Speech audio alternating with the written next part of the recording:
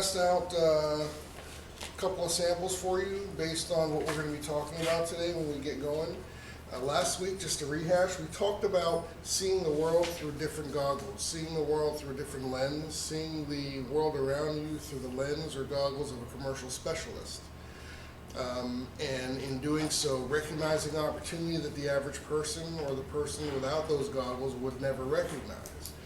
I think I use an example of being at a red light in your car, and imagine the two cars in front of you, the four behind you, you're all sitting in the same spot. You look to the right and to the left, and you see completely differently than they do, because you wear those goggles. You see an empty field, and you wonder what it could be, or who owns it, or why it's been sitting there for the last 3 years, and wasn't there a for sale sign on it like a year ago? You see an empty building, or you see a better in-use strategy for a piece of property or an asset to your left. That's how you recognize opportunity as a commercial specialist. They're all out there. You're not seeing anything that's not there or not visible to the naked eye, so to speak, but what you are as a trained specialist, so you see these things for the opportunity that they actually represent in your field. So this week we're going to talk about, now that you've gone out there, you've seen the opportunity, you've created a vision around something you saw or noticed or just through your powers of observation, then what do you do? So as I say in commercial, and continue to say in every session, commercial deals don't happen to you. They will not happen for you. They happen because of you. So you create the deal.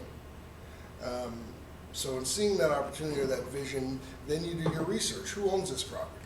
You can utilize CoStar or the tax record through MetroList to kind of determine the ownership information on a property, because maybe the owner's not even considering selling. It's just sitting there. The idea to sell into a better end use is your idea, is your vision. You're creating it, so you've got to then present it. Present it to whom? Well, you got to find out who owns the property. And then before you even get that far, you need to find out within your SOI or your sphere or your contacts or prospects on the other side of the coin, who would have an interest in doing this project, developing it, furthering it, buying it, holding it, for an acquisition and hold, or so whose investor or investment footprint does it fit that So you're envisioning the project, the better end use of the asset, then you're imagining and creating or tailoring your approach to the sellers to present selling to the owner, to present selling as a better option than just letting it sit there. Then you're presenting and packaging and presenting the opportunity so you can represent it to potential buyers who would take that, or investors who would have, like I said, a predilection based on their investment footprint to take this opportunity. And that's what you do. So we're going to learn today how to package that. We're going to talk about executive summaries briefly. We're not going to go into too much detail in terms of how to do that, so I'm not going to, it's not an English lesson, I'm not going to teach you how to write an executive summary, but we will discuss the components and elements that are necessary for any offer memorandum or package presentation of an opportunity that you're creating and putting together. How to do that, who to do it for, and how to do it separately with respect to who you're presenting to. So one deal can have, or one vision can have, obviously multiple players, but recognize that each of those players can have their own agenda. So you need to present the same deal skewed differently or slightly to from their or for their perspective. And that could be a buyer or seller, investors, could be anybody, and we'll get into that. They say this thing works this week, so let's find out. Can anyone see that? Is it dark enough in here? I can see it up front. Yeah, you're in the front row. Okay, so the elements of a good deal package. Remember, as I said, you are creating the deal, but you're doing so for both sides. It's not like in residential when you're trying to solicit homeowners for a listing and you've got to create a listing presentation. You've got to go sit in their living room and convince them that you are the one that they should choose to sell their home, and here's why. So in commercial, in creating the deal, it's got similarities to that, but you've got to do that from two different perspectives. possibly even in 3.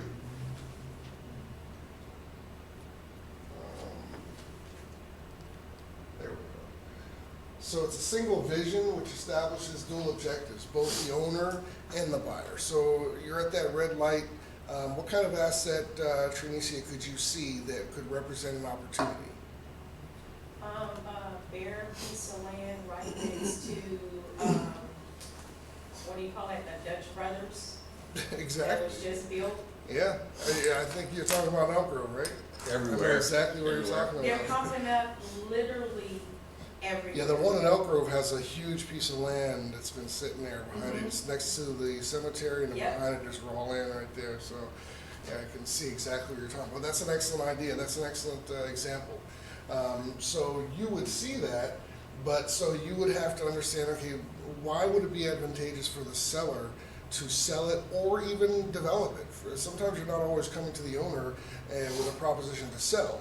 You're coming to them with perhaps a proposition to develop, subdivide, some better end use than just letting the raw land sit. So you've got to create the presentation of the vision from that person's perspective, the owner, but you've also got to do it for the buyer. Asset disposition, so disposition strategy means the selling strategy, so the disposition of the asset, and the approach could be, this asset you own, I have a better vision for it. Usually it helps you to present if you know what it's currently used for, if it's currently generating any revenue. It would be important for you to be able to determine right up front if this is an underperforming asset for the owner. If it's underperforming, there's lots of options, because who just wants to sit on an underperforming asset? If it's performing here, but it has the potential to perform here, and if you can show and share a vision to get it here to optimal performance, I don't know too many property owners who would tell you, just go away. At least want to hear you out. Maybe it's even something they've heard before, but at least you're not coming at them, you're not trying to sell them, snake oil or lotion. So a listing a property for sale is a disposition strategy, so that's the one that's similar. Lease-up strategy or plan, maybe it's a triple net center or a retail center that is, maybe operating at less than optimal occupancy. Maybe it's at like 40% vacancy, which is, I guess you can pay the bills with that, especially if it's triple net, but wouldn't you love, if you're the owner, wouldn't you love that property to be operating at maybe 90% occupancy, 95, or even 100?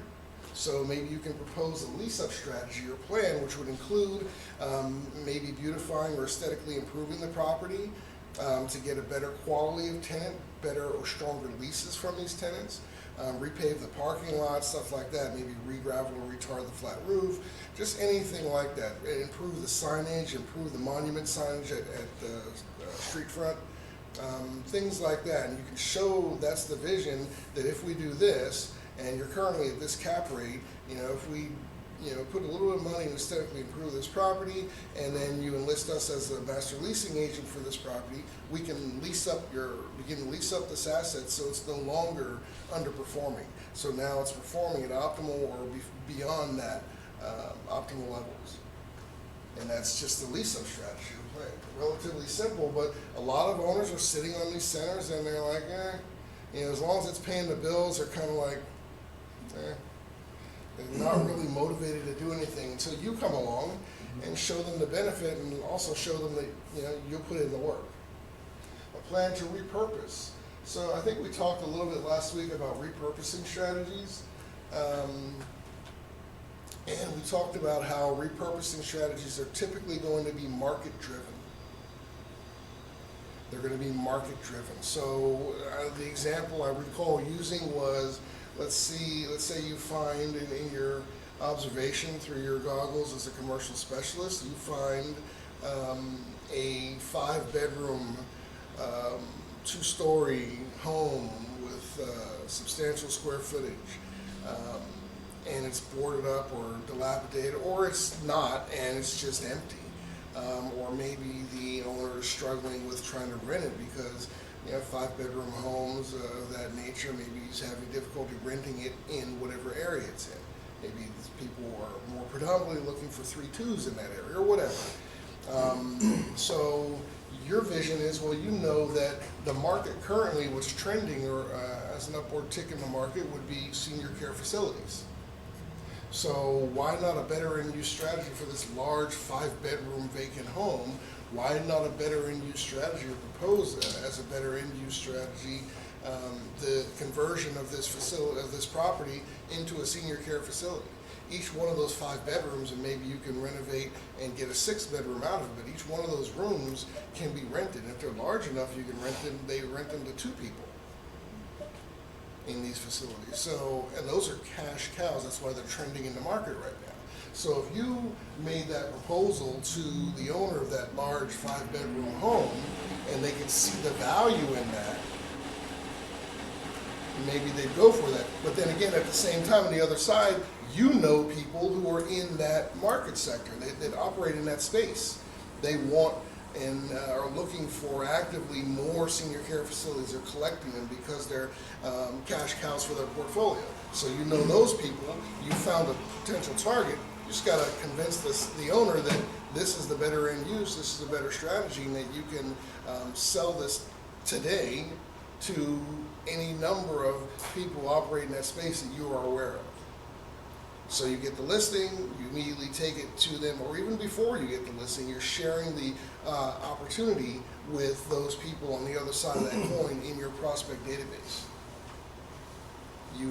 It's kind of like you're a matchmaker. You created the deal, you've presented it to party A and principal B, and you're going to bring those parties together, and what's so wrong if you profit in the process?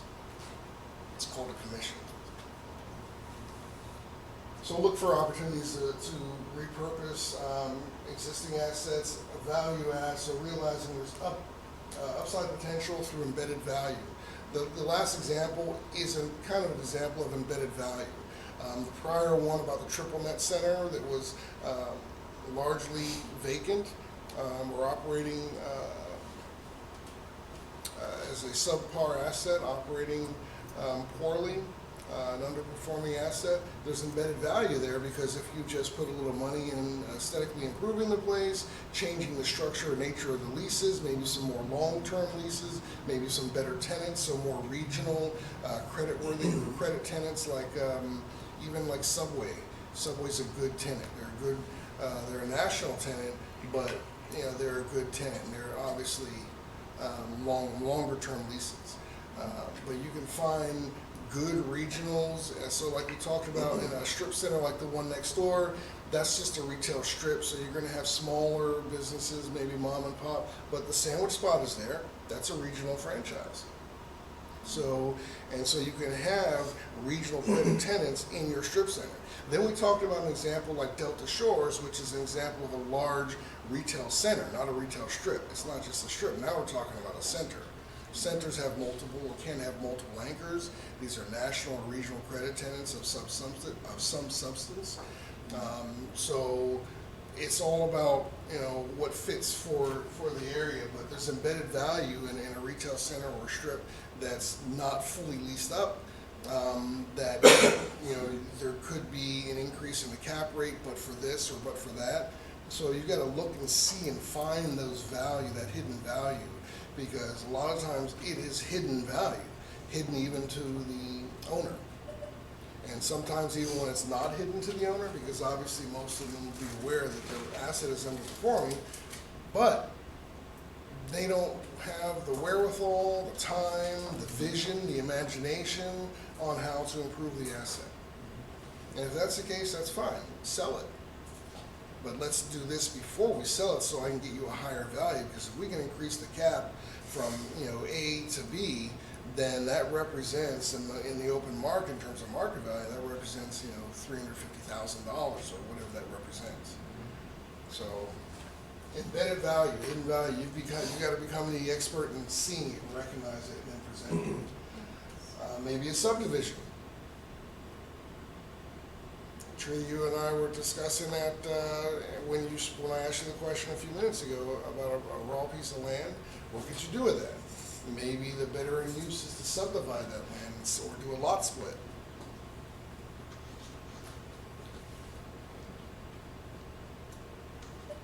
So this is you painting the picture.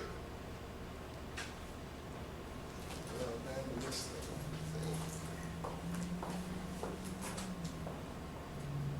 So acquiring with an intended purpose. Anyone want to take a stab at what that might mean? So say we're calling somebody who owns like a condomized place or like a extended power center or a building with a bunch of different tenants, right? So I guess the intended purpose would be to get their listing, either to lease it up or to sell it. So something that I've done is call them and offer them like a free valuation, or to develop a relationship, and you want to get their rent rolls and what I think is pro forma, right? You call it, Right. and you want to present to them how they can make more money off who's there. So now you're actually painting the picture. So before, and that's good, you're jumping way ahead of me though. Before we get there, when I'm talking about acquiring with intended purpose, what we're talking about is, so show the purpose. So if you've, like in the previous slide, if you talked about or you saw or recognized that better end use, demonstrate that. You've got to define it. And I really capitalize that because it's often such an overlooked point. And people just assume that, well, if they own this thing, they must be aware of it. No, they're not. You just assume the best way for you to succeed is to assume nothing other than the owners don't know anything about their own property. If you proceed with that in mind, then anything you paint in terms of the picture, you're covering all bases. So what you're talking about, we're about to get into. So here's why this acquisition makes sense. So that's what you're talking about. So you're actually painting the picture. So imagine you're talking to that homeowner, or I'm sorry, that property owner, that asset owner. So you're convincing them about your vision. You're trying to present and sell your vision to them, and you're going to be telling them things like, well, here's why this acquisition makes sense. And this could go for the owners of the property or the potential buyers or investors or developers that you're trying to have become interested in your vision for this asset or property or whatever it might be. The market, timing, values, demographics. So that's the market. When I say the market is timing.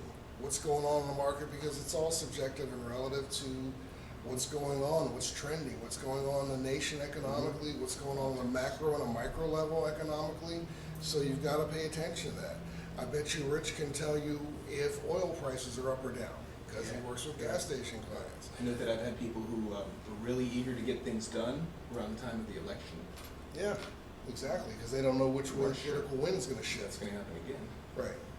Even with the cannabis business, until Jeff Sessions was ousted as from his position in the Trump administration, we didn't know which way the political wind was going to shift for cannabis interest. He was adamantly opposed against any sort of development of that sector, that market space. So it's kind of like, what do we do? If you're an investor in that space, you're now teetering on the fence. You don't know, well, we got to wait till the election or wait till this latest political thing blows over so we can know which way we're going to go. It'd be a waste to invest thousands or hundreds of thousands of dollars into a space that's about to be shut down, literally. So That's what I was thinking, what would happen to all of the existing businesses if it. Yeah. Those businesses are, they're confined within the states that allow their activity right now. We're all the players in that field are waiting for legislation to pass, which is looming, that would allow interstate commerce. So it would allow a grower in Nevada to sell to dispensaries or consumers in California. Right now, that's not legal. Even though it's legal in both states, you can't cross state lines. So that's important. Why? We're talking about know the market. How about this? I'll go on a little diversion here. So the cost, anyone know what the PUC is? The California Public Utilities Commission. They are responsible for regulating and setting power rates in California, and it's ridiculous. Power rates in California are 10, 15, 25 times, sometimes 33 times higher than in just neighboring states like Colorado, Nevada. I mean, it's crazy. But now if you're in the cannabis business, the single greatest line item on your budget or expense sheet, your P&L, is power. So if I can go into Nevada and still sell in California, which has higher rates, You know where then everybody's going. I've just increased my margin by as much as 33% by that single move. But until legislation allows me to do that, I can't do it. So of course they're waiting. Let's see what happens if this legislation passes, if we can do that, and if so, you're going to see a whole lot of growing operations that are currently in California move to Nevada, where power is dirt cheap, and still reach back to sell to their California clients, and they're going to increase their margins exponentially simply by doing that. They're going to decrease their expenses, the number one expense, which is power, and not to mention, hey, real estate's expensive in California too.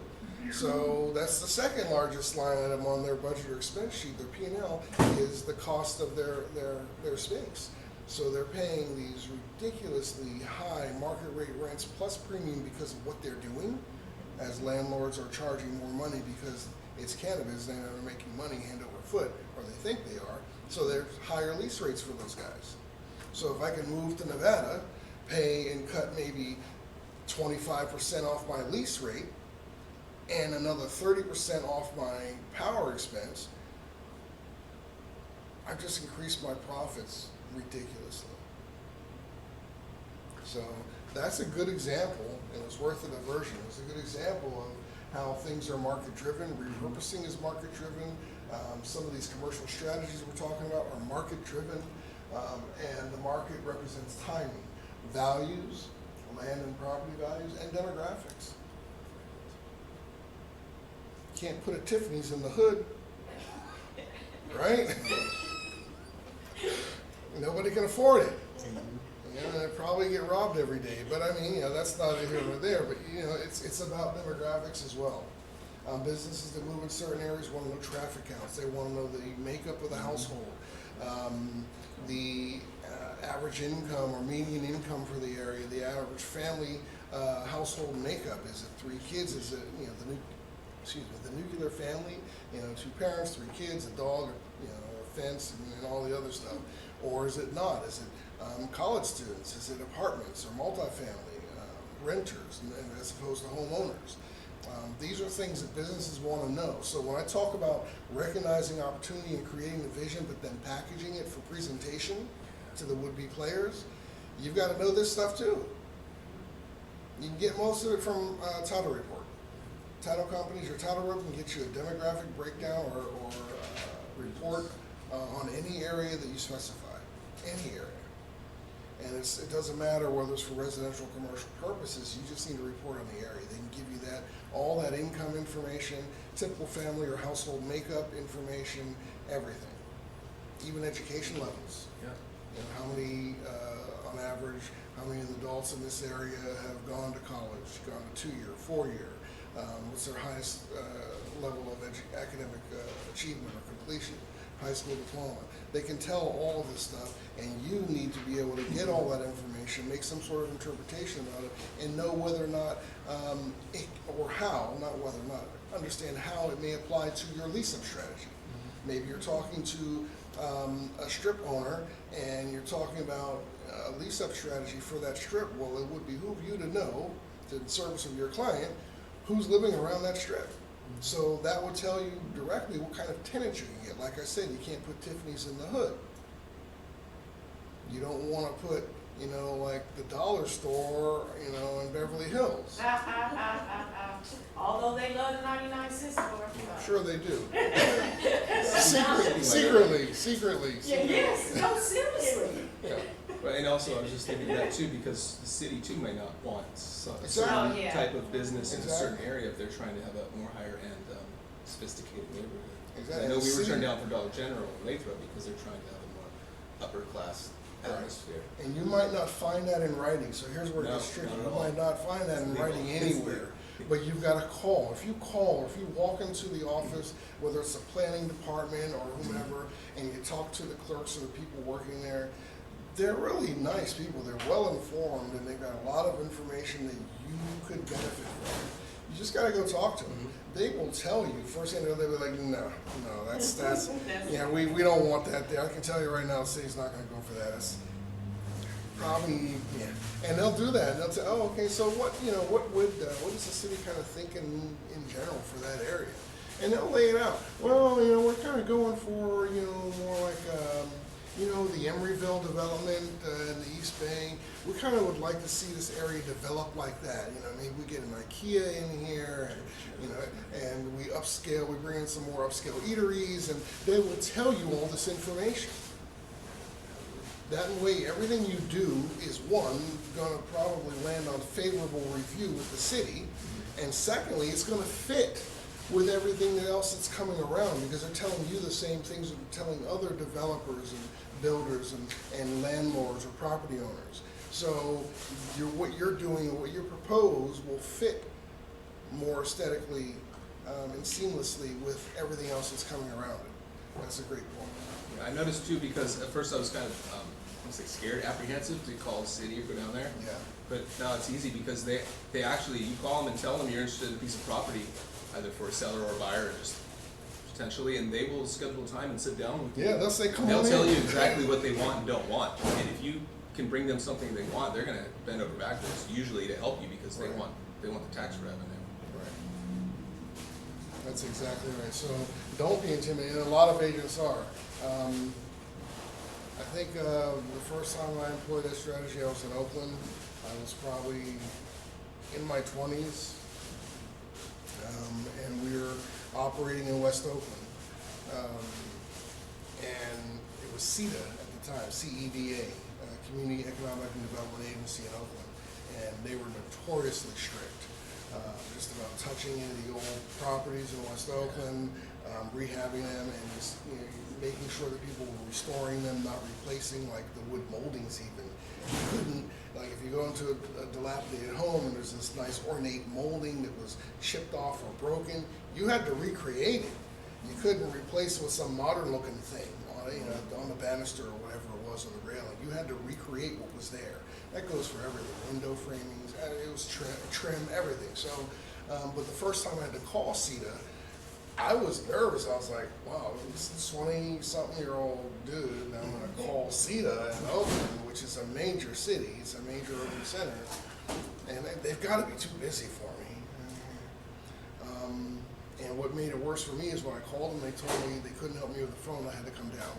And then I was like, oh my God. The best. Okay, so I'm looking at my closet for a suit. I didn't know, and so I went down there and I just found them incredibly helpful, very nice. It wasn't even crowded because most people when they come down there, the only people that actually do it are contractors and professionals, so they come down. But the average person like me who's just trying to come and get some info, they didn't come. They were like, yeah, okay, I'll be right down, and they never come. So the office wasn't even that busy. The clerks there were extremely helpful. I left there with so much information. I thought, wow, I felt like I was stealing something. I felt like, I wonder if he was supposed to give me all this stuff. Yeah. Well, I'm going to get out of here before he runs out and asks for it back. But, I mean, it's really incredible. And I think every experience I've had with a city body, whether it's a planning department, building, design review, zoning department, whomever, and I've had many experiences with these types of offices and personnel across multiple jurisdictions in Northern California and beyond. I would say that original experience was mirrored every single time. Now, of course, sometimes you come across rude people, they've had a bad day or they hate their job or whatever, but you still get the information. Mm-hmm. And for the most part, that's a rare experience. They're genuinely really nice people. I guess they're sitting in these offices and a lot of them don't get to see folks too much. So when people come in, you're laughing, I'm serious. They're like in these rabbit holes or these cubicles. So when people come in, they're like, oh, hey, come on in. They're rolling out plans for you. They come back with these big scrolls and they're rolling things out on the big table. I'm thinking, it's supposed to be showing you this stuff. And they are. They're completely at liberty to show you and help you because, as Rich said, anything they show you in terms of what the city's vision is will help you tailor your vision to match theirs. And that's what they want. So if there's a development, you want to know what you can do in a development per se. If a developer wants to put something there, you go to the planning, not title. No, not title. Okay. So you want to go to the plan. So you're talking about raw land. Yeah, raw land, or if it's, let's say, there's already houses there, but you want to know if there's more lots available. So if there's anything maybe in a rezone or repurposing of that parcel as it sits. Yeah, if you could add more homes to the land already there. Yeah, so what controls how many homes are in a given area is called density. It's a zoning provision. Also, we have to go to planning. to Yeah, learn you can go to density. zoning or planning and see if a split or a subdivide is allowable or desired or even would be amenable in that area. Okay. But somebody owns that land, so you've got to talk to the owner about the possibility of doing a lot split and show them the vision and the value in doing so. I'd say too that I've got more luck with you go to the like economic development director because they're not as stringent and stuck in like rules, almost like a planner who's an engineer. And then if they like the idea and they see the value, because they may be able to rezone it, right? But the engineers sometimes are kind of stuck in one way of thinking. They don't realize that anything can be done. So my success has been going to the economic development director. And then if they like the idea, they're going to bring everyone in. They're going to set up a meeting for you. They're going to bring in like fire chief, everybody important, utilities guy. And you're not going to have to make all those connections or like try to convince all of them because they're going to be working together. And they almost like they're on your team. Honestly, they're on your team. They're part of your team. Yeah. You So- really don't have to do much because they do a So lot of when work. we talked about sharing the vision, we talked about multiple players. It's not just the owner. It's not just the buyer or the investors. Sometimes you're sharing that vision and trying to make a compelling argument to an economic development agency representative or an economic development department rep. That's what I said. In Oakland, it was CETA, the Community Economic Development Agency. They were making those decisions in West Oakland. So it just didn't make sense to go to planning or zoning because they're just following, okay, it's RD5, and they're just following the guidelines. The people who have the real liberty to kind of make changes or variances on those guidelines are people in the economic development side of things because they know the master vision. They know what's desired there. They've already got an idea based on tax base and tax revenue that can be generated if this was here and that was there and these were over here and we built this there or allowed this to come in here. They've already got that entire bird's eye vision. So if you're sitting before them and you've got a vision for this particular parcel, as you were suggesting, Jacinda, then they already know the answer. They're just going to enlighten you. And you can tailor your vision or modify it based on the enlightenment you got from them. So that's even a better idea. So if it's a zoning issue and you say it's RD5 and you've got clients who are like, well, I like it, but I wish I could get a higher density because my building costs are going to be here. So if I can spread that out over 50 homes instead of just 25, then that's economically more logistical for me. Okay, I see. So- So the planning is more like it's already set the way it is. So if you're going like, hey, I need this many, how many lots are still available in this particular subdivision, they can Right. tell you that. But if you need changes, then you go to economic development. And say, you're "Oh, not I asking want for the it." changes with them, what you're asking for or inquiring about is, would this be received well? Is this something that Okay. would be considerable? Because they'll tell you, if it's something that would be flat out rejected, they will tell you, no, that's no. That density there, because we've got, multifam here, and we have a vision for a higher density here. We're trying to keep this to a median or low density. So no, a rezone here would not be likely approved. They can tell you stuff like that, and that's exactly how they'll talk to you. And that's happened to me in Livermore, and they're very strict, and they have a plan and a vision of what they want Yeah. off of the general plan, and just what's kind of the atmosphere at the time, politics and all that. And I wasn't discouraged. Instead, I called the supervisor for that area, and got me a meeting. Sat down with the supervisor. He loved our idea because we would have to get annexed in because it's sitting between the county and city. And then he took charge and started talking to these people who told me no. And now we're working on something. So you don't give up. You just talk to someone else. And those people that Exhaust your told him options. no, they're Yeah. not, they're not haters, they're just Mhm. telling him no based on the exact guidelines that are before them. But it's kind of like going beyond them to an actual decision maker, who can then see the vision like that does make sense, and they will rally everyone else, and before you know it, you've got a team at the city, and you're like, wow. And you've got other people propelling your vision forward in addition to you. How powerful is that then when you go back to your investor or to your seller and say, hey, not Yeah. only, but I've got the city behind me on Yeah. this. Right. Then they're like, oh, wow, So you can already do the due diligence and bring it to them. yeah. And that's what today is all about, it's about doing your due diligence. So the impact of the surrounding area, there's the environmental reports, or EIR, which is Environmental Impact Report. So anytime you're bringing something new, or maybe even repurposing an asset, or a new, unbefore seen or unbefore considered and use for raw land, there's the possibility of an impact to the surrounding area. So you do an EIR, and you determine what that impact would be. What that impact would be to wildlife, what that impact would be to traffic flow, pollution, traffic, everything, groundwater, everything is considered. The impact on everything is considered. Repurposing strategy, better end use. We've been talking about that. That's what a lot of this is about. That's where a lot of vision originates from, is you seeing a better end use than what the asset is currently being used for.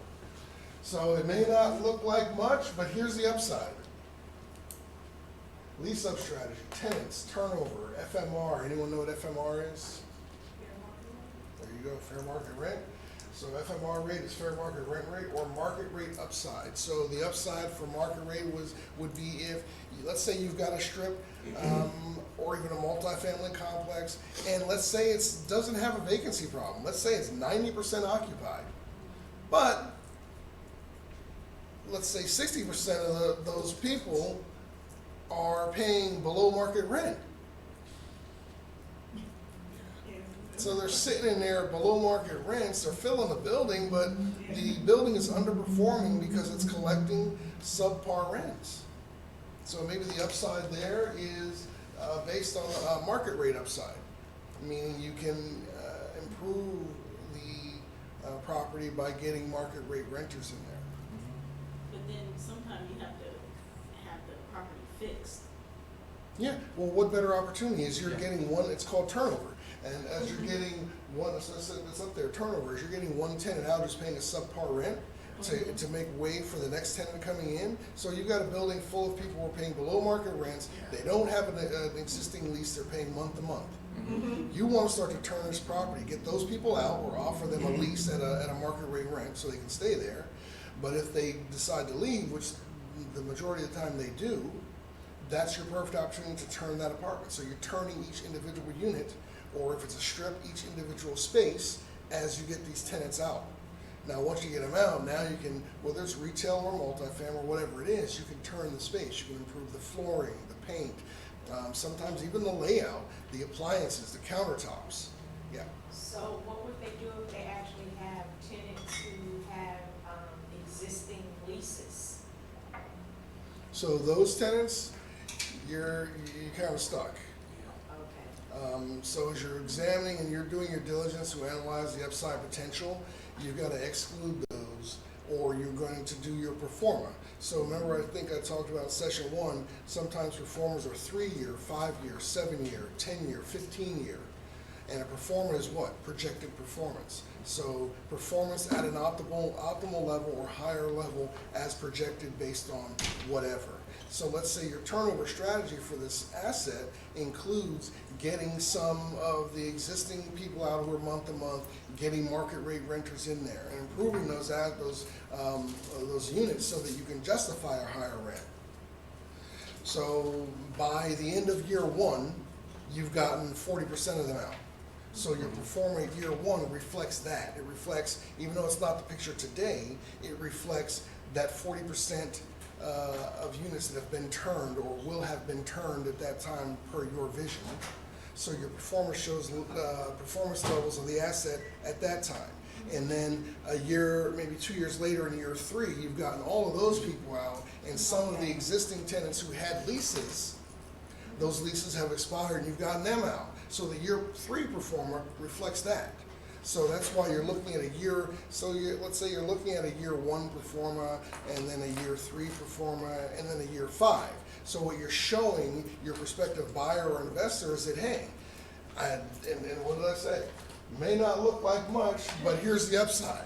So you show them the year, by the end of year one, we're gonna have 40% of these folks gone, these units turned, So the with product market you're rate using renters. to form is the performer. Right. Okay. So I stress that, and we'll see that coming. You want to show them the as-is, because it's your base of comparison. Then you want to show them the year 3 or 5 or 7 performa, and then you want to present the plan on how you're going to get it there. So here's the asset, here's how it's performing today, here's how I project it could be performing at the end of year 1, year 3, and year 5, and here's my plan on how we can get this asset there to year 5 optimum performer levels. Improvements, valuation, cap rate, investment profile. So these are all things that can be included in the upside as you look at an asset. Improvements are physical improvements, the valuation, anything you do aesthetically is going to likely increase the valuation of the asset itself. Cap rate is increased because you can increase, or you can show the optimal increase to market rate rents in the performa. So you can show a year 3 performer shows an increase or improvement in the cap rate.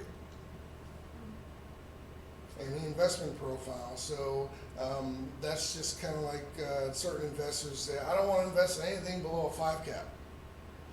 So if you can increase the cap rate to fit that investment profile, now you've opened up this asset to, on the performa, you've opened up this asset to a new group of potential investors or buyers who only want the property or only have an interest if or but for the cap being here.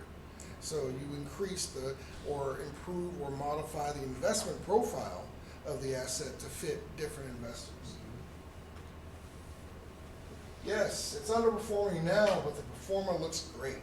And that's what it's all about. And be honest. Don't tell them that, we can get to optimum performer levels, with this thing in a year. Be honest, because your plan's got to reflect honesty. Your plan's got to reflect that realistically we can get 40% of these month-to-month below market rate tenants out of here within 12 months. It's not realistic maybe to say we can get them all out, so don't say that. Don't represent that. Don't have your performer represent that. You'll be surprised. Savvy investors, when they look at a performer, they can sniff it out if it's total BS. They can look at that and be like, no way. You can't get this thing from here to here in 6 months. Come on. So, and they just won't trust you anymore. So be real with your analysis. So here's my vision to get this asset to performer levels, and that's what you're going to be presenting. Do your due diligence. Collect your relevant data. City and or county verifications, that's what we were talking about. That's the point Rich was helping with. Even on rezones. So no, you're not going to be able to call the zoning. Let's say you come across a piece of raw land and it's currently got an AR zoning. It was grazing land or whatever, and agricultural residential type zoning. Very, very low density. And you've got a plan or a vision that would see you know, a nice detached housing development on these 10 acres. But it's currently not zoned for that. Now, you're not gonna be able to call the zoning department and get them to say, yes, that would be acceptable, but what you can get them to say is that, I don't see why there'd be any problem with that, or if that were proposed, it'd probably come under favorable review. They'll talk to you like that, so there's no definitive yes. So then you can't then go in your presentation of this opportunity to a prospective investor or developer or buyer or builder and say, yeah, and I called the zoning department, RD7, no problem. Yeah, you don't know that, and you'd be misrepresenting the facts. So you can say that I had a conversation with zoning, and we talked about the current designation, that this would be a great spot for maybe a medium density residential single family build out. Now, the response I got was that, you know, that is something that has been considered or reviewed before. Although they didn't, the individual builder didn't follow through, it was favorably reviewed. That helps. And your disclaimer there is always buyer to conduct their own investigations. But in painting the vision, you've got to make that call and do some kind of at least partial verification of the facts or the possibilities. So zoning, rezoning possibilities and options from one type of zoning to another, or from low residential zoning or low residential density to a higher one. Density increase or decrease, easements and infrastructure, i.e. utilities, tie-ins and requirements. This is important. It's something you can verify with a phone call also. And maybe a visit to the appropriate office. So maybe you've got a land and your vision for that land is a strip because here's a highly trafficked road or a freeway off-ramp or whatever it might be, but there's no conceivable right now as it sits way to provide access. So maybe you need easement through somebody else's property that's just fronting that. So a simple easement would allow that traffic flow to come through that other person's property to yours or to where you envision it for your clients. So what you would do is you would call the city, they'd probably be planning or building, and you'd ask them, hey, you know, considering representing this parcel right here situated behind this parcel as a potential build-out opportunity commercially for my clients. I've already talked to zoning. They said a rezone would not be problematic, most likely, but to really get the true benefit, we'd really need an easement on this end here to pass through to what we build. And they would say, well, yeah, especially if zoning's already told you that a rezone to a commercial use wouldn't be problematic, then, you know, I don't think the necessary easement to access that would be problematic either. Is there a cost? Always a cost. Not for you to talk to you and get that information. No, you're talking. That's their job. Oh, we're telling you. All right. Yeah. There's a cost to get an easement. There's a cost for rezoning. It'd be, you know, even a simple rezone can be $40,000. So entitlements is a pretty big deal for people who do it. Yeah. And so you either need the landowners or the developers, both of them, to come together and kind of fit that bill. It's really for all the groundwork. And you know, like a big development, you're gonna have someone who's savvy, and they're already know ahead of time because they've called these same people whether or not it's feasible for them, and they're gonna expend a lot of money. So they're not even gonna go through it like formally until they have a pretty good idea that they can get it done.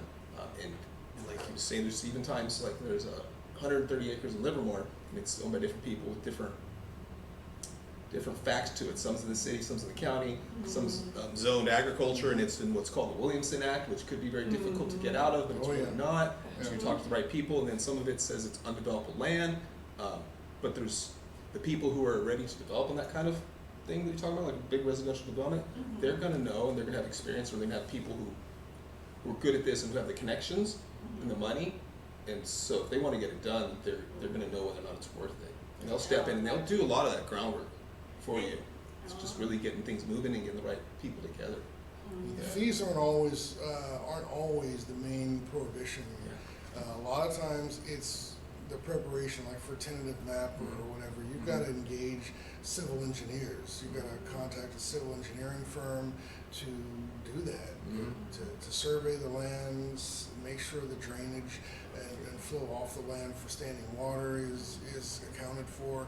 Engineers do all of that, so you've got to pay the engineering firm to prepare your submission before you even submit it to zoning. Oh, That's not cheap. So that can be tens of thousands of dollars in that preparation work for your engineering firm. And then you you submit to the city, then you're paying the city fees for submission and review. But the monster expense is in preparation, not in the submission fees. But one good thing I think is that what I found out is when they do that, it doesn't matter to them if they do a whole bunch of land or the neighboring land, as long as they do it all at once. Yeah. Okay. And so if there's other land available, it helps you, even if they're not interested in that land, because then you have more opportunities for someone else. Great point. Low income mandate. So on our South Avenue deal, it's a 35 home approved final map with conditions. One of the conditions is there's a low income mandate that of the 35 homes, we have to, the owners or the buyers or developers would have to create or make available 5 of the homes for low income, opportunity for low income buyers. So that means you're going to have to sell those 5 homes below market rate. So now here's an interesting thing. Money answers everything. If you choose not to do that, there is an equivalent that you can pay the city to erase that condition. So you can either meet the condition, or it's not a fine, not at all. You can either meet the condition and allow 5 of your 35 homes to be into this low income mandate and sell for below market value at low income pricing. There's also mandates that go with that, so the buyer can't be an investor who's going to get this deal and they're going to turn around and sell it. People have to, it's verified, they have to live in the home for X number of years before they can resell it or whatever. But as a builder, you've got to give up 5 of your homes toward this mandate, or you can write a check. Literally, you can write a check to erase the condition.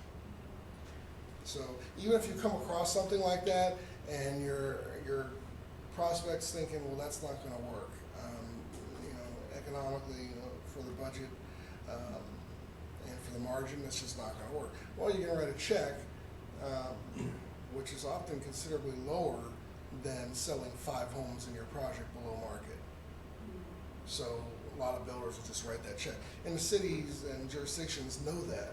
So really, it's not necessarily they really are pushing you to build, to devote 5 of your constructed homes toward this low income mandate. They really want the check. They expect most builders to probably just write the check so they can sell all of their homes at market rate.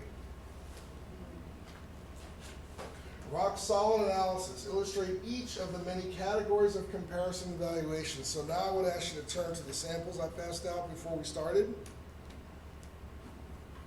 And these are just recent examples that we did or used for 2 land developments. One was the Palladay Road in Alberta. It's 22 point something acres. We're looking at 156 homes to be built on that site.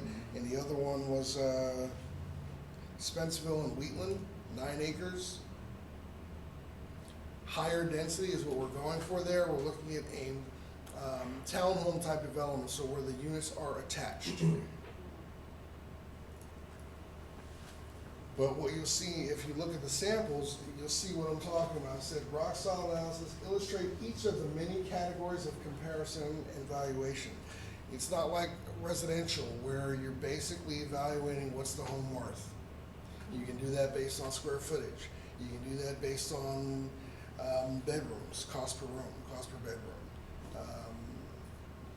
On land, you can evaluate it by acre, cost per acre, or value per acre. But the reality is there are many, many, many more for consideration. Current market value is the obvious one. Future market value is also kind of obvious for people who deal with flippers and stuff. But market value at progressive points of improvement. That's the one that's really pertinent for this commercial vision painting, this commercial opportunity presentation or presenting. So you look at different levels. So you can take raw land. Anyone other than Rich know, familiar with what entitlements mean as you're looking or talking about raw land? Like if we have what, minerals and stuff? No, it's the permitting and development of the land. So you can have a land development deal. I've done a couple of those where you buy the land, you take it to a certain point or certain milestone or benchmark or threshold, like tentative map, final map subject to approval, or final map approved, or final map approved with conditions, or finished lots, paper lot, vertical build-out ready property. So these are different stages. You got raw land, and while you're going through all these stages, by the way, it still looks like dirt. There's nothing there. So you're developing the land, but man, you can take a picture of it now, take a picture of it 6 to 8 months from now, and it looks the same, but I promise you the value has increased exponentially. But don't you have to clear, like, if there's trees and, if That it's comes finished later. lots? For finished lots, yes. Or, yeah, if you want Right. to take it to finished lots. And there's other things like, they call them horizontal improvements. Vertical improvements are when you build or erect a house. Horizontal improvements are sometimes more costly than that, because it's about trenching in your dry and your wet utilities. You've got water, sewer, drainage, whatever. You've got dry utilities, which are your cable TV, your electrical now, which must go subterranean. It could be anything. So you've got wet and dry utilities that have to be trenched in from the street to serve the community or subdivision, whatever you're building. If they're individual home sites, then you've got to trench that in. So when you do, say you go through a tentative map, that's just a map where you propose a subdivision and you submit that for approval. Your engineer prepares it, shows all the grading, the analysis, everything, the surveying, and everything there is fit. So you get a plotting map that has been logistically proven out by your engineer firm. That's what you submit for tentative map. So you get tentative map approval, then you have to go to final map approval. The journey from tentative to final is more surveying, more engineering, review and survey work, planning and plotting, what have you. But there's a large jump from tentative to final map. And the value there is inherent and mirrors that travel or that journey. So in other words, if I buy a piece of raw land, let's say I buy a piece of raw land for, actually we'll use the example, why not do that? If you can look at the Alberta one, so you look at current market value under valuations. Current market value is $54,050 an acre to $59,400. It's a range, which would give a value range for the 22.3 acre parcel as it sits right now at 1.2 million roughly to 1.324 million roughly. That's the value range, current market value. Now, if I bought that today at $1.2 million and I wanted to begin the land development or entitlement process on this parcel, I take it to tentative map.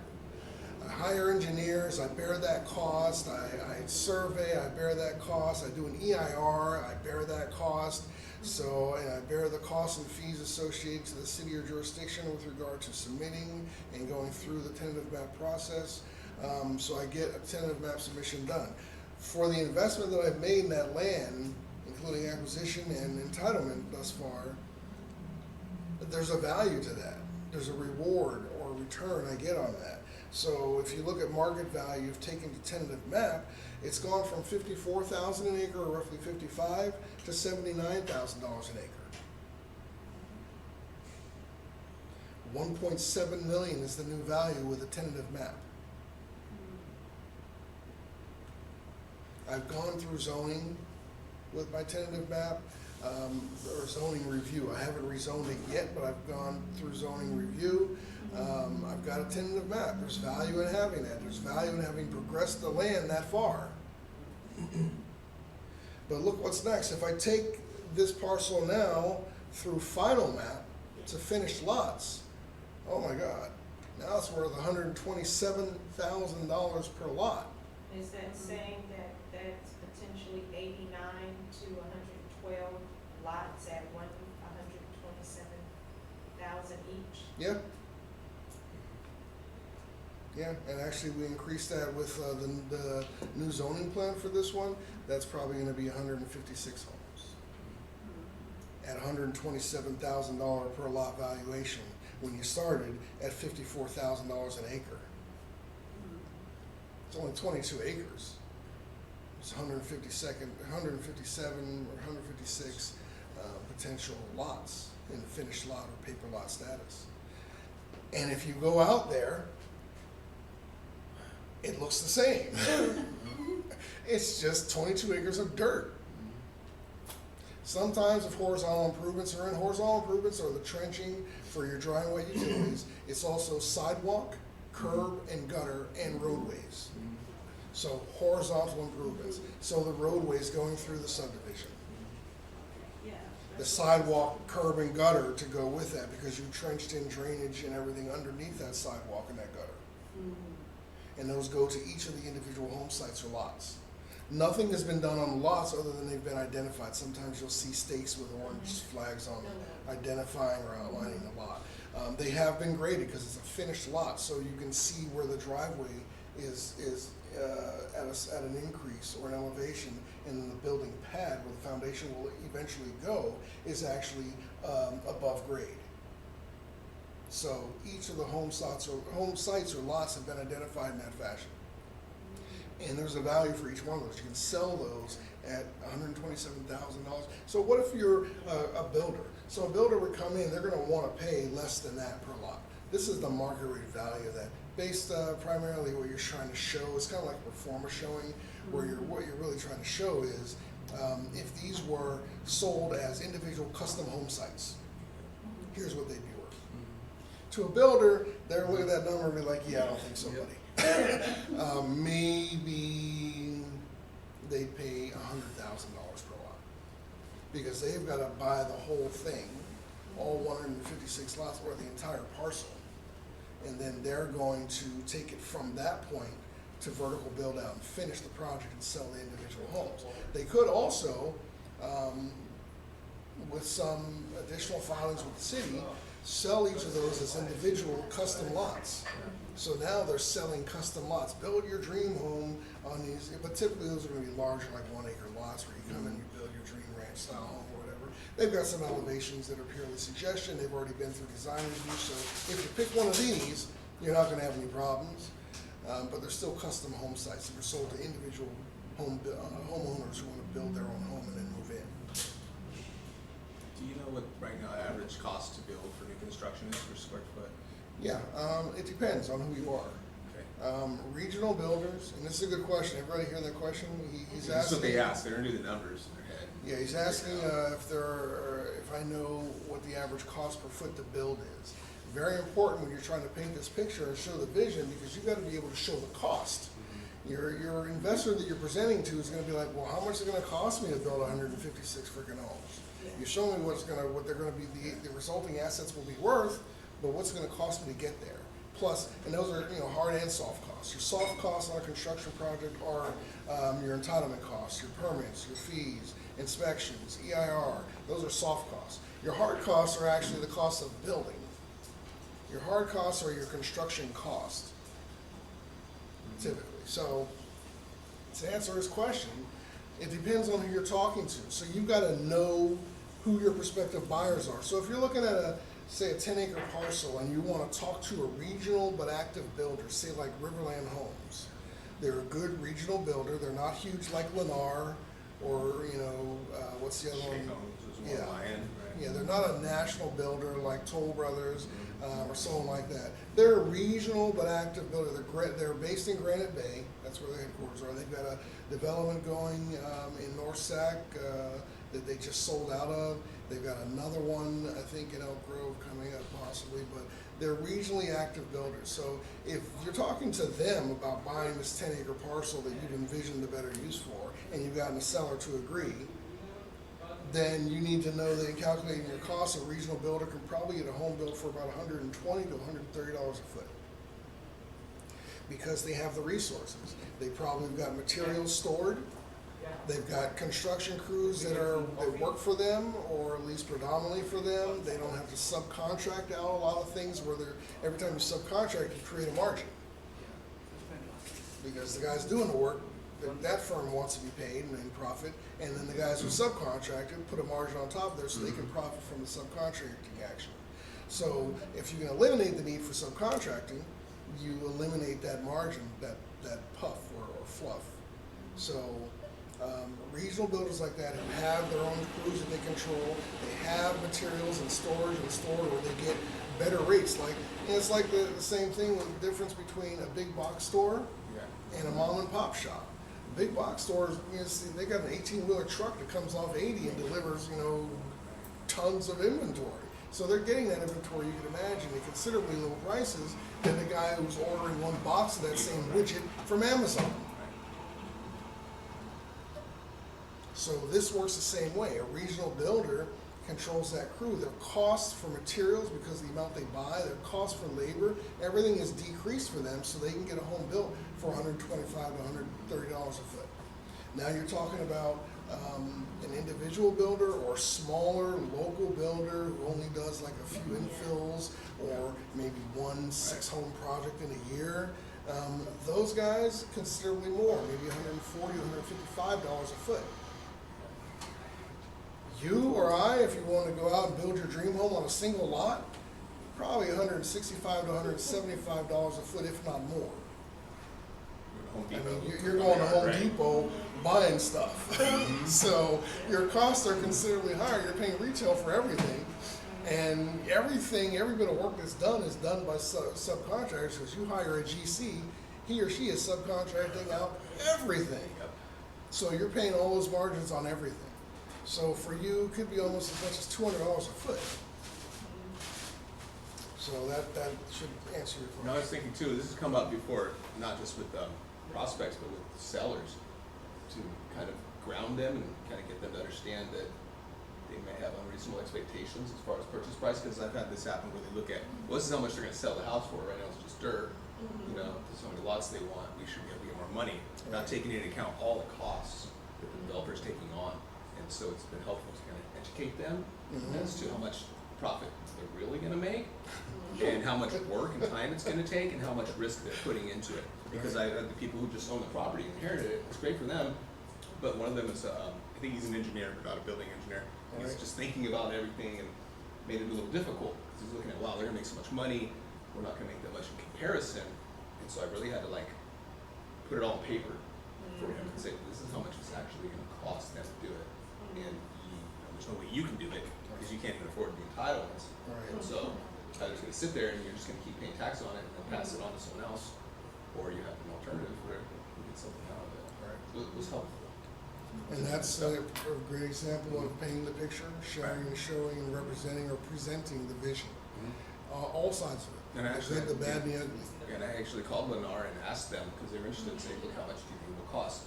Your average size home, I mean, you think you get on there, what do you think the cost would be? And they gave me like a printout, and it was easy to put in front of them.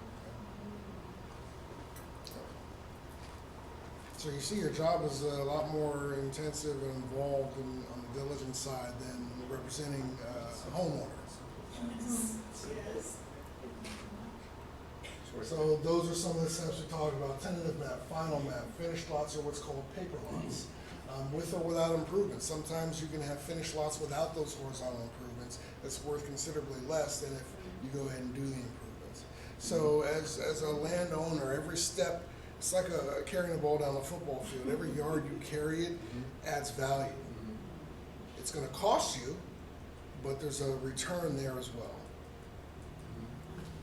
I would say, just don't want to keep interrupting, but I know one thing I experienced is with Shea Homes and Lions too, She's a good builder. is that we had this great piece of land, but they weren't interested unless it was already entitled anymore. Right. And once it's entitled, it opens you up to a whole different group of prospects. And if you have, your lots somewhat for the horizontal improvements, and that brings in other prospects, because they want to build as quickly as they can when the market's good. They don't want to waste time. If it's already good, ready to go, and they can just break ground, they're going to be more excited about it. Anyone want to hazard a guess as to why builders may want or have an increased interest in a parcel based on where it is in this process of entitlement? Anyone want to guess why that might be a considering factor? I think there's different reasons like timing and politics and getting in while the market's still good before it crashes, right? And not wasting time and finally getting a title and the market turns around and then they're sitting on a bunch of land, it gets turned upside That's- down and now they have all these assessments that's the and answer I was bonds and looking they lose for. it, right? That's the answer. So builders obviously have no problem navigating the entitlement process. They do it every day, all day, it's what they do. But sometimes timing doesn't make sense logistically for that. So in other words, if they're gonna take a piece of raw land, it's 100 acres or 50 acres or whatever it is, and they're gonna fully entitle it to build this huge subdivision, that's gonna take them the next 18 months. 12 months at least. So they're projecting out home values, the resulting assets at that time. They're projecting out all this stuff, and if they set something in the market, it's like, well, this for this area, for the homes we're proposing, 2 years from now, these homes are not gonna sell here. So if they have an option to get an entitled parcel in the same area, where they can move to vertical build out within 3 months instead of 12 or 18, now it makes sense because we can move the vertical build out, we can build these homes and have them sold all within the next 9 months, and then when the market for this area does whatever it's gonna do, we're already gone. Yeah, like in We've sold all 2004, these homes. They learned that, everyone took a hit, Oh, yeah. big time. But that's what builders do, so they're looking at the parcel and thinking, well, because to them, it's got a shelf life. So this parcel's got a shelf life for their market vision or what they're proposing of maybe 3 years. And if they're too close up to that, so maybe it's 2023, if they're too close to that, to fully entitle, build out, and then move to sell, to hit that, before that window closes, they'll say no. If we're gonna buy here, and for this proposed type of build out, then we're going to need something that's at least already a tentative map, or at least at, final map submitted. Something like that, something we can move forward from relatively quickly, take advantage of the market, the current market conditions with what we're, the proposed build out, and profit and move on and be done before whatever term happens. So that's another great point. So know that, be aware of that. For our South Avenue one, another regional builder who's got a 117 or 120 something home site that's already under construction. They're grading right now. They had an interest in our South Avenue parcel, but only once we're at final map. So it's like, I'm sorry, finished lot. Right now, we're at final map. So if we can get from final map to finished lots, put in the horizontal improvements, they'll buy it. And they'll buy it now and start building within probably 90 days. How much does it take to get to the final? So from final map to finished lots with those horizontal improvements, that's what we're battling right now. We're looking at, we've got off-site improvements at about, which pencil out to about $40,000 per lot. There's 35 lots. We've got, and that's because the trenching, we get 4,000 feet to trench for a dry and wet utilities, and the city's requiring a double tie-in or a redundant tie-in. So it's kind of like elevating the cost. At the end of the day, it could cost as much as $500,000, but we're hoping we're not going to get that high. So We're looking at least that in Livermore.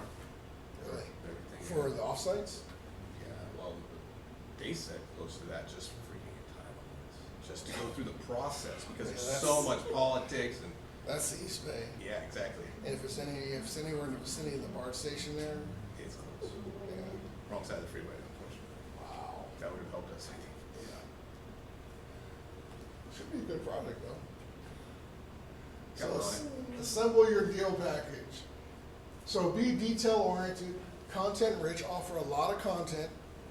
Don't have your facts be flimsy or your vision be standing on stilts.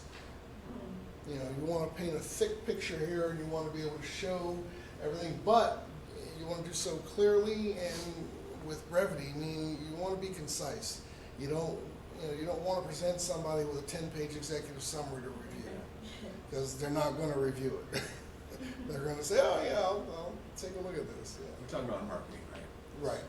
Right, definitely that. Executive summary is an important part, but you need to summarize it for each side. So what I've often done is I'll have a deal package, and I'll make sure that the executive summary is interchangeable. So everything else, the marketing is kind of, because that's included in your executive summary, but your numbers don't really change.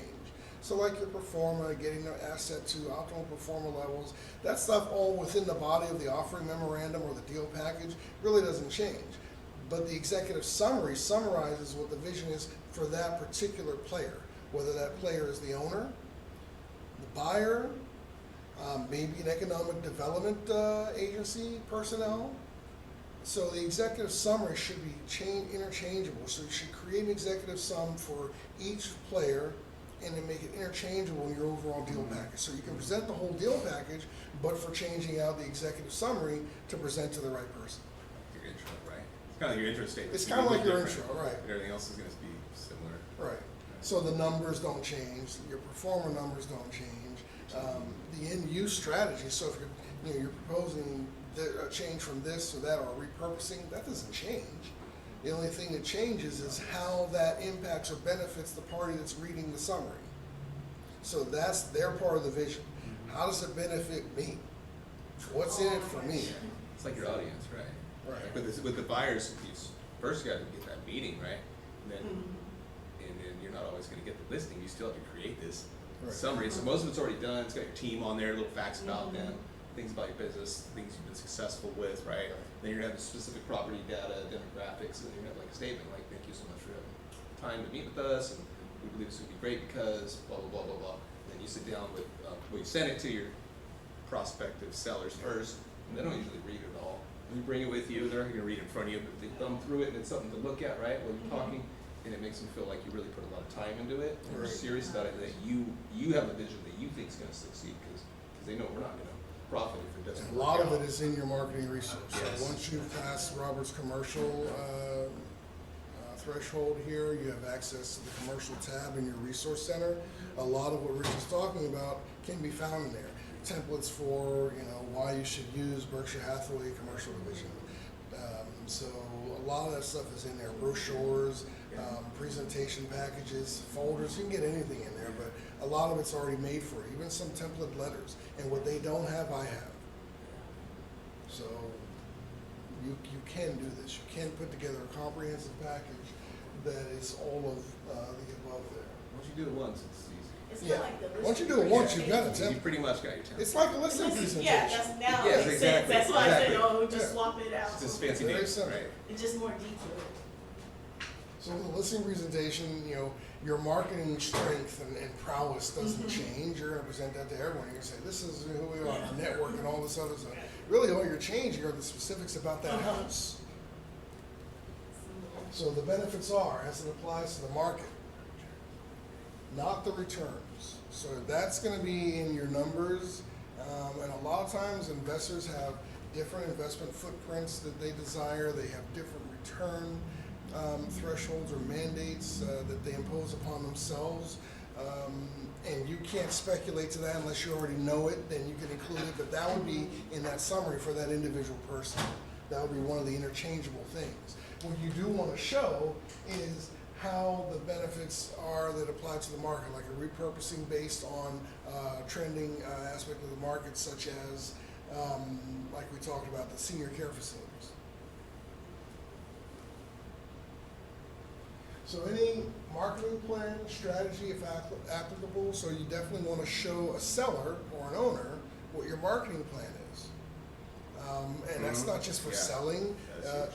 Your buyer could, executive summary would possibly include a marketing plan to show how you plan to lease up this thing and get these vacant units leased or rented. That's important. It's important. Like an example, I had at Walgreens in a Staples store, 2 different cities, and the owners were in another state.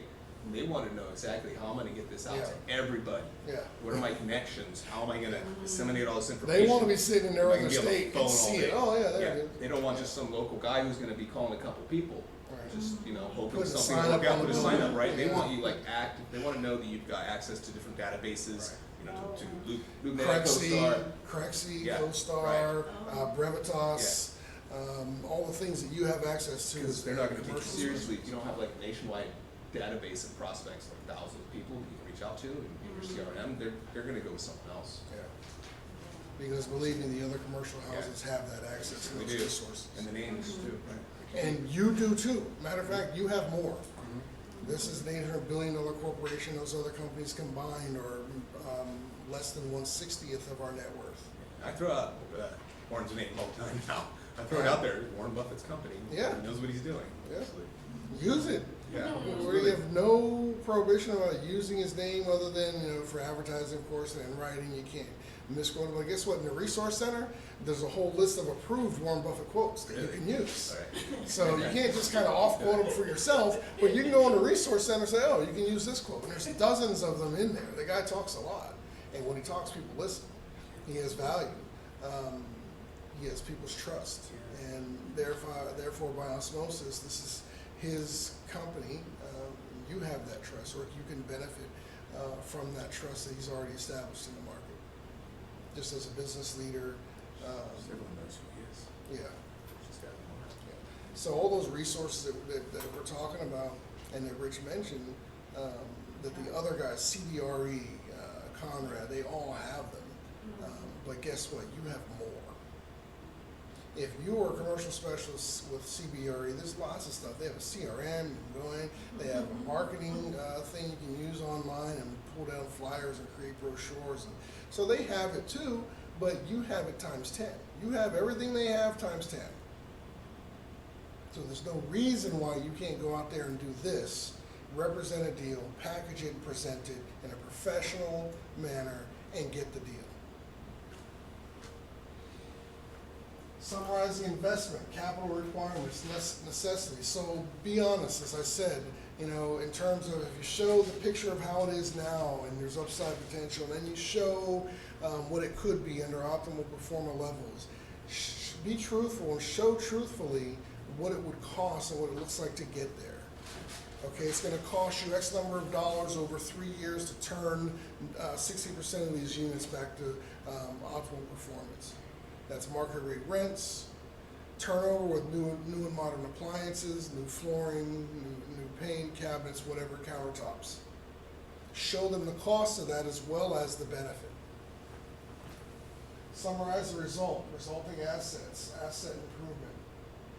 Show your confirmations and verifications from the city, county, utility authorities. So like I said, you're not likely to get a lot of this stuff in writing, but some stuff you will, and it won't be a written approval, but what they'll share with you is like, well, here's a copy of the city's general plan or the city's specific plan for this area. And you can see your parcel on the map, on the specific plan map, your parcel's right there, right where we're looking for this density. So obviously, if you submitted a rezone proposal to that density, the city specific plan itself says that's what we want there. You're likely to get that approved. Show them that. That's what I mean. Show them the copy of the specific plan, which, by the way, is largely available online. So if there's a specific plan for an area, you can get that online. The Alberta property that I've sampled for you here is actually part of the Alberta specific plan. It's like 2,000 total acres or something like that, but our clients, 22 acres are on a piece of that, and they've got it zoned so you can see what zoning they want in this corner of the specific plan area map. And if what you're proposing fits in that, you've got a winning deal there. And that's something you can show them. So you can show them this. So you can see, as I suggested, that rezone to an RD7 would make this thing optimally profitable. And you can see that it's part of the Alberta specific plan. And in that area, that's specifically where they wanted RD7. So I'm not proposing anything that's outside of the specific plan. As a matter of fact, what I'm proposing in my vision is exactly in accordance with Alberta's city specific plan for this area.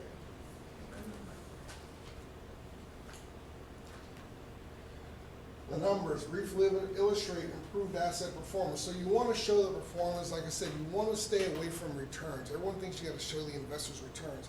Investors, especially savvy ones, are pretty good at determining what the returns would be, and if those returns fit their desired investment footprint. All you've got to do is show them what the numbers are. So we're here now. This is where we're currently underperforming. I project this for the year 3 performer level, year 5, year 7, and they can look at those numbers like the year 5 or year 7 performer and be like, okay, if we achieve these numbers, then here's the return I'm looking at, and by the way, I like that. So let them largely determine. Now, if you're dealing with an investor who's not savvy, then sure, you're gonna need to show return scenarios based on investment, capital investment, and that's a whole nother ballgame, and believe me, in this CREST series, we will be learning that. I'll teach you guys that. But for this purpose, you know, let the investors determine their returns. You show them, you're basically giving them the variables or the factors so that they can determine their return. Increased values, improved investment profile, and insert table showing current performance by comparison to the performer levels. And what I mean by that is simply always show the current performance level, or use it as a base. So show them what the property's currently doing, the rents, the revenue, the cap rate, whatever it's collecting or generating, and then show them the performer levels by comparison, so they can see what it's at now and what it can be at. So you're showing them, you're illustrating through performance the potential performance of the asset. Illustrate the opportunity cost. Anyone know what opportunity cost is? Lana, any idea? Cinda? What do I mean by opportunity cost? Would it be the cost of what you're projecting, what you see? No, it's negative. I'll give you a hint. It's a negative thing. It's not a good thing. It's a good thing to show it, but it's a negative. So opportunity cost is, so if I'm an owner, I own this parcel, and you're presenting me with this vision, this idea, this plan, and I say no. I'm like, I don't think so, I don't like it, I don't want to sell, or I don't want to do this. So in most opportunities, there's an inherent opportunity cost for doing nothing. So if I execute your plan or vision, you're showing me all the benefits, you've illustrated the performer, you've done this, you've done that, so I see all the benefit. What if I do nothing? What if I say no and I don't jump on this opportunity, I do nothing? Well, there's an opportunity cost for doing nothing. That opportunity cost could be that if I do nothing today, maybe I want to think about it for 2 years. Well, 2 years from now, home values will be here, or the city will have done this, or this builder who's got this land over here will have already done that. That costs you, because now your property may be worth less, or the ability to execute this specific plan at that point 2 years down the road instead of today may not be possible, may not be viable anymore. So there's a cost. You just lost X amount of dollars because you failed to act. Success is, as Robert would tell you, just did it the other day, what is success? It's information plus action equals success. Information, having this vision presented to me, I've got the information, it looks good, it looks great, but I fail to act, equals failure. In this case, what I'm proposing is that if I have the information presented by a commercial specialist such as yourself, and it makes sense, but I fail to act, I take no action, there's a cost, and we call that an opportunity cost. And you should absolutely show that to the prospects in your summary. So it's like, look, I got this great idea, this makes a lot of sense for this parcel here, this new end use, this repurposing strategy, this subdivision, this lot split, whatever it might be in your vision. I'm representing it to both sides, and here's why you should do this, and by the way, here's the opportunity cost if you do nothing. Show them that. So, like if, like I know in the downtown area, they have the opportunity zone, but I guess that's on like some timetable or funding. Right, that's a good example. So, I heard one person say, oh, if you don't purchase this property, sell this property since it's in the opportunity zone, you only have like this much time left and like these benefits will be gone. So the city will, in different areas where they've got a specific plan, they want specific things there to kind of hustle along or incentivize private sector builders to come in and do specifically those things in those areas. They'll put these kind of incentives or mandates or whatever on specific areas or zones that you can take advantage of. that encourage a builder or a developer or whomever, or a business owner or a restaurant owner to come in to this area right now, or a landowner to sell, or a building owner to sell right now, so that the city-specific plan can be moved along and hustled along. So they'll offer these incentives. They do have a timing and a window, so that's a good example of an opportunity cost, because if I can sell this property now, if I'm the owner, I can sell this property now because it's in the opportunity zone, I can do this, that, or other, or there's a tax benefit, or whatever it might be. The opportunity cost is if I do nothing now and I wait till later, I don't get that benefit that the city, the incentive that the city put up. So that's the opportunity cost for doing nothing at that time. That's a good example. So illustrate the opportunity cost, show them what they'd be missing. Failing to move on this will have a negative impact. Here's what that looks like in fiscal terms, right?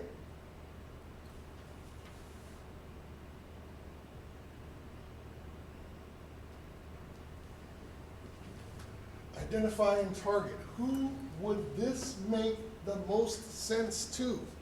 You guys are gonna be spending a lot of time making that determination, because that's where the chocolate chips exist inside the cookie, the sweet spot. You've got to know who to present to. You've got to be able to do that and reconcile that in your mind quickly. You've got to be at that red light and look to the left and be like, yeah, that building, oh, I got the guy for that. Oh my God. You've got to have that in your database. You've got to have that in your mind and be able to kind of surf that in your mind and pull those people out at a moment's notice, because you're going to need to get to them quickly, structure your package, your presentation package, your executive summary, and represent this deal to specific people with specific investment goals, objectives, footprints. For whom does this deal make the most sense? Property owners. So landowners, farmers, absentee owners, trusts, probate situations. Investors come in many different types. Cash flow. So some investors are investing or desire to invest or acquire for cash flow. So their only interest is, well, cash flow. Show me what that cash flow analysis looks like. Show me the pro forma. Equity. Some investors want to acquire equity. So they're looking to gain, and they really don't care what the performance is, as long as it's not negative. They don't care. They're not looking for optimum cash flow levels. Their interest is, what's the equity? They want to get in below market. They want to be able to take advantage of embedded value, where there's ability to increase equity by improving property value by doing this, doing that. Typically improvements, property improvements, or renovations. And those are the value add specialists. Investors need to upgrade assets, 1031 candidates. So you've got, this could work two ways. You see a property that's just like, wow, that's underperforming. That's gotta be like a sour grape for whoever owns this thing. Oh my God. Maybe they'd be interested in 1031. If you can convince them of a 1031, which is basically an upgrade, a way to upgrade your asset. It's kind of like a way to buy a new pair of shoes. So you've got these old beat up shoes on, and they serve a purpose. You put them on your feet, they get you from point A to point B, but there's maintenance and there's less comfort than you could have. If you could upgrade those shoes, now you've got a soft sole, you've got a walking shoe, you've upgraded the asset, it looks pretty, and that's what upgrading the asset through 1031 really means. So if I've got a strip that's dilapidated or half empty, or I've got below market rate renters in there, and I can do better than that. A lot of times you can try and find a better one. You can spend the money to improve that asset, or you can just sell it in a 1031, take the proceeds and equity you have in there, transfer it through the 1031E process into a new asset. Now you've got a shiny new strip in a better neighborhood with higher traffic count. It's fully occupied. It's cash flowing like you wouldn't believe in a triple net scenario. You've upgraded your asset. You've upgraded your investment portfolio through the 1031. So what does that mean to you as a specialist? You got the listing of the crappy property, and you help them find through through the 1031, when you find the next asset for them to upgrade to, you're representing them, the fiduciary as their selling agent for that property they're buying. That's two deals. That's why you have some commercial specialists who do nothing but 1031. Nothing. They're like, yeah, every time I do a 1031, I get two deals.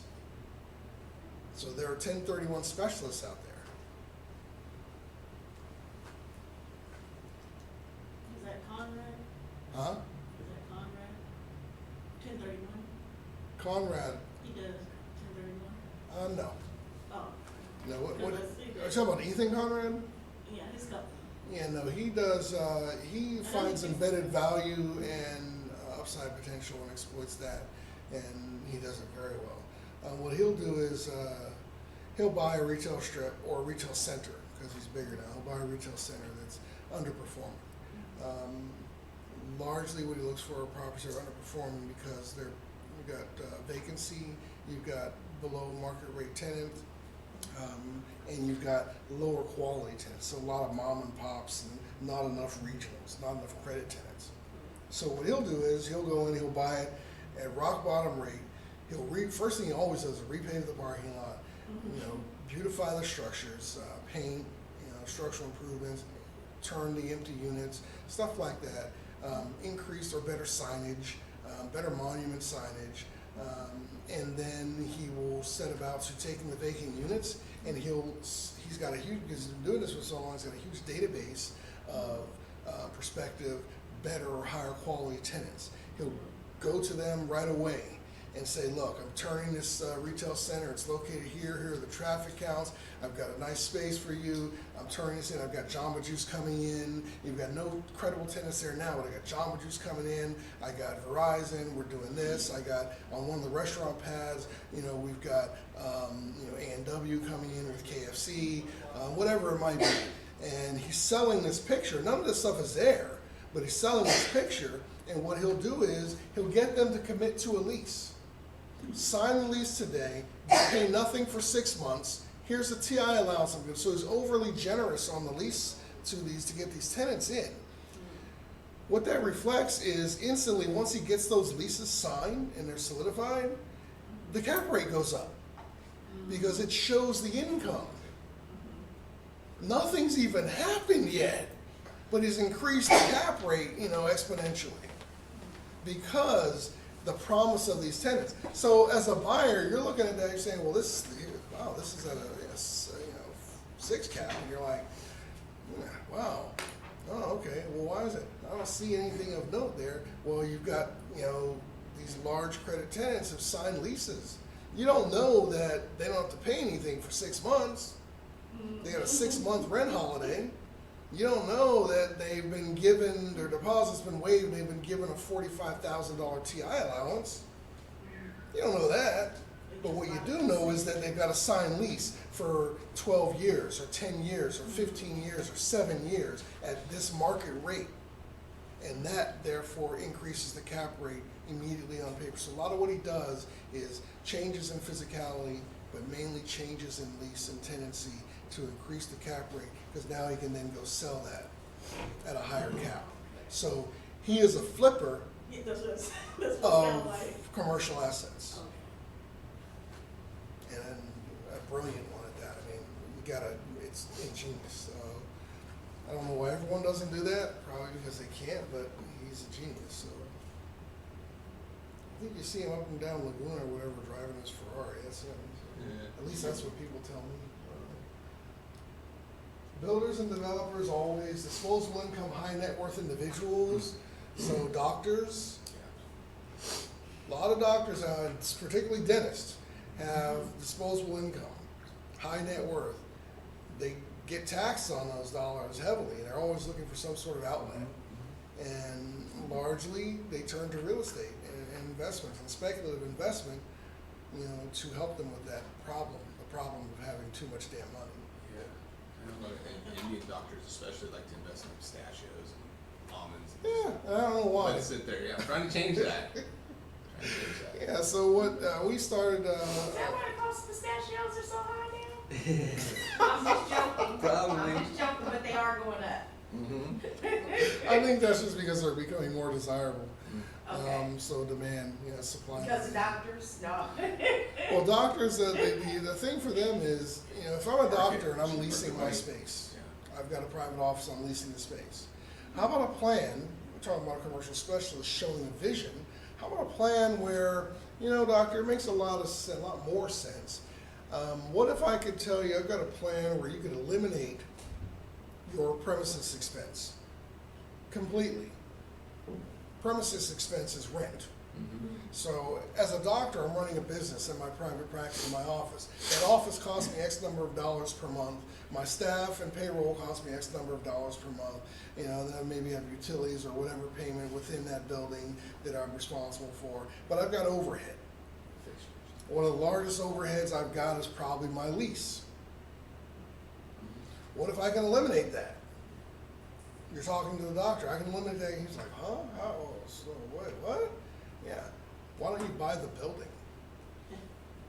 If you buy the building, you're gonna be paying nothing in mortgage costs because the other tenants, all these other doctors you say hi to in the morning, Yeah. they're gonna be paying you rent. So they're paying your debt service and putting cash flow in your pocket, by the way, and you, on top of it, have no expense. You're not paying the lease, you own the building. Why not do that? Yeah, I'm on time. So why not do that? And that's a way, that's an example of a vision where you can show a better end use to a doctor who's got, or a dentist who's got, you know, he's high net worth, he's got disposable income, and it makes a lot of sense. Yeah, and I've seen where dentists will pull together in a partnership. Yeah, dentists, I was gonna say that They very didn't thing. want- For yeah. some reason, dentists, not doctors, dentists invest together. Yeah. They'll go in like these investment pools and they're all dentists and they're like, why don't doctors do that? They don't like each other? I don't know. Right, their trade fixtures are so expensive too that when one of them wants to retire, it's nice because he can just back out and sell his partnership and sell his Exactly, interest in the building. exactly, Not taking a big loss from leasing, you just leaving. yeah. And if you get that doctor or dentist to buy the building, guess what? You offer your services to the master Right. leasing agent for the building, so everything that gets leased in there goes through you, you earn a commission on. And everything else they want. Then in your database, you have pharmacy owners. Yeah. Pharmacy, you say, would you like to have a pharmacy in this building full of doctors? So now you've leased a large space in the building to a pharmacy.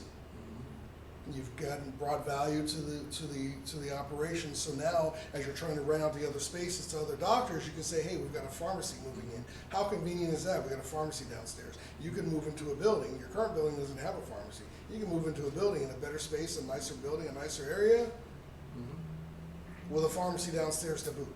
So it helps you lease out the rest of the space. You gotta be able to see all this stuff, and you will. Owner operator, specific business owner, so those specific business types, and having that in your database as a go-to, so you know you got restaurateurs, you got this person, that person, hair shops, whatever. So when you're seeing specific good fits for specific assets, there you go. You can always pull up somebody that makes sense. Gas stations, hospitality, care facilities, urgent care facilities, which are huge, and retail, and urgent care facilities, by the way, are huge as good anchors in retail strip centers or retail centers. Share and sell the vision. Get the damn deal. Presentation is everything. Sharing it and selling it. Remember, they don't have the vision, so the deal doesn't fly unless you give it wings. Because the other players are not seeing it, they're not feeling it, they don't know, they haven't done the work you've done, they haven't put in the diligence, so they don't know. You've got to show them and illustrate to them that this works. People lack vision, imagination outside of their own wheelhouse. They lack time to bother. I don't want to be bothered with doing all that. Sounds like a lot of work. Even seasoned players can fail to recognize the opportunity. It's your job to illuminate what they cannot see.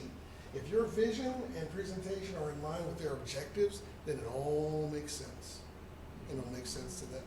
And that's what your job is. That's why you've got to know so much about your prospects, your in your database. You've got to get information on the property owner who could be a seller, because you've got to be able to envision definitely that your vision is in line with their objectives as an investor or a property owner or what have you. Maybe they want to retire. You've got to figure that out and make sure that your summary, in your executive summary portion of the deal package, represents something that makes sense to them. Don't leave gaps to be filled in by their imagination. Why? I just said it. They don't have it. Anticipate likely questions and concerns. Request and anticipate requests for details. So if you know they're going to ask Well, what kind of density do you think we could rezone to? Have that answer. Don't say, oh, I don't know. That should all be in your summary within the deal package. So anticipate those questions. Show that you've considered every contingency. Be prepared to evidence your vision. Show the specific plan. Show the work you've done. You know, when you were a math student and your teacher didn't want you to just turn in the answers, and she would say, show the work. So you'd have to show the work. That's what that refers to, show the work. Back up your conclusions with solid valuations. You are the grand facilitator. None of this happens without you. You're facilitating every move in the deal, every aspect of the deal is facilitated by you. Your knowledge, the diligence you've done, the package you've created and put together. Presentation is everything. Continue. Vision requires duality. We've discussed this extensively. Buyers, owners, sellers, economic development people, people at the city offices or jurisdictions, engineers, anyone you might have to paint the vision for. So understand that there should be some interchangeable parts or components of your deal package. Buyers, sellers, investors, tenants, show primary, secondary, and even tertiary perspectives. Those interchangeable components of your deal summary. It's a single deal, sure, but it likely has different outlook or agenda for multiple principles. They've all got their own agenda. It's the same vision ultimately viewed from multiple perspectives. It's definitely your job to illustrate from each perspective. Leave nothing to the imagination and don't leave out any players. So don't address everything in your package for the owner, but no specifics for the investor or the buyer. So you have a bird's eye view of the entire picture. You see the whole puzzle. You're kind of like for the city, you're kind of like the economic development agency or representative. You have the whole picture. So you have the picture that shows the benefit and the build out or whatever it might be for the owner, for the buyer, for everybody. You keep that in your mind. You don't have to present that to each party. You just present them their particular part of the deal. Your presentation represents opportunity, not an idea. And there's your difference right there. An idea is merely a thought. Anybody can be driving down the street like, oh, look at that. And you think of something, that's an idea. But when you do the diligence, you put together the analysis, the research, and you lend your expertise to that idea, and it bears out, now it becomes an opportunity. An idea is just a thought. An opportunity is backed and supported by diligence, analysis, research, and yes, your expertise. Show the money. Regardless of the perspective, it comes down to the benefits. Important for you to know all the benefits from every perspective. So obviously every player is going to want to know, like I said, the with them. What's in it for me? You've got to be able to be aware of that for each different party, for each player.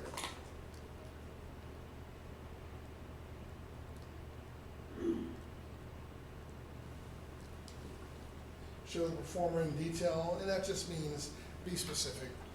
Show the 3-year, 5-year, 7-year. You really won't have much projects that need to go beyond the 7-year performer, if that. Most projects can be served, or opportunities can be served if you can show a 3-year and a 5-year. Sometimes you might want to add in a 1-year for the short-term upside. So that's the 1-year, 3-year, 5-year. Could be the short-term, mid-term, and long-term upside.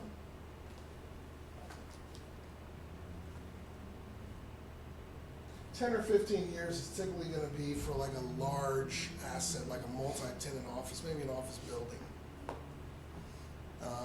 You really don't want to go beyond the 3, 5, 7 for your typical asset.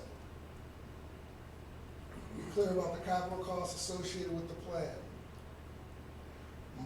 Mutual benefit is the most tried and true path to deal making. So whenever you have an opportunity to show a mutual benefit so that everybody involved is a win-win-win or a win-win or a win-win-win-win-win, whatever it is, if you can show the mutual benefit, you've got, more times than not, you've got a good deal.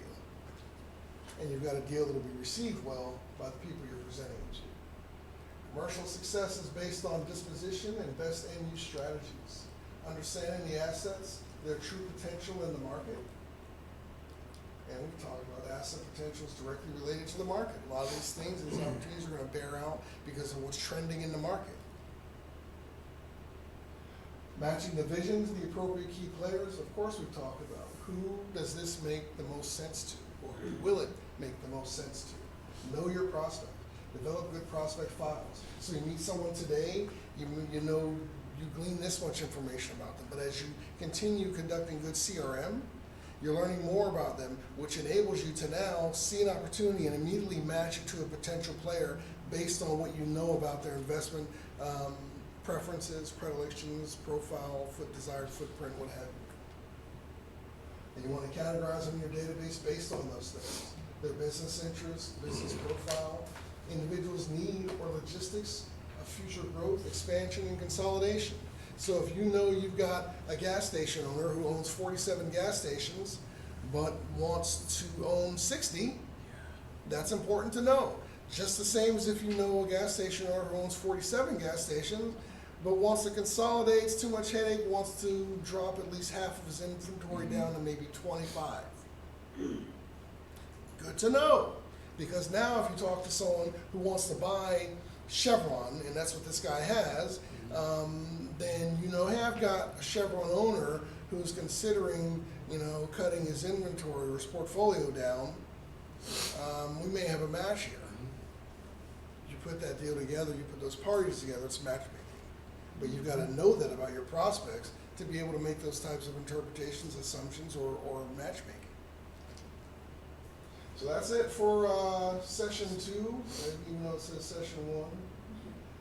Commercial deals don't happen to you. It's a common theme. Commercial deals don't happen for you. What's the next line?